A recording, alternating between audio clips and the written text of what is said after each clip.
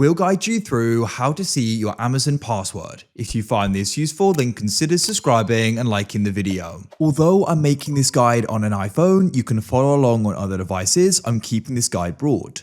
So it's easy to go and not remember your Amazon password because after you've gone and signed in, you aren't really asked for it again. And perhaps now you want to go and sign in on another device. The worst case scenario is you have to go and reset it, but hopefully to help this guide, you're going to be able to go and check it.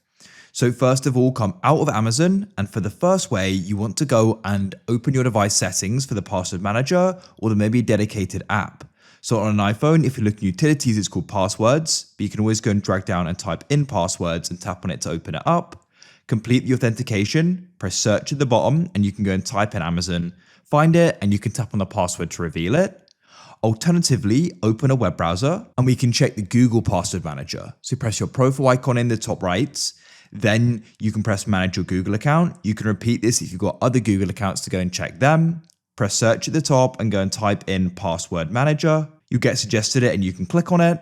You can press search to find Amazon. I can see it here, so I'll tap there and just sign in. You then see the password and you can press the I to the right to reveal it.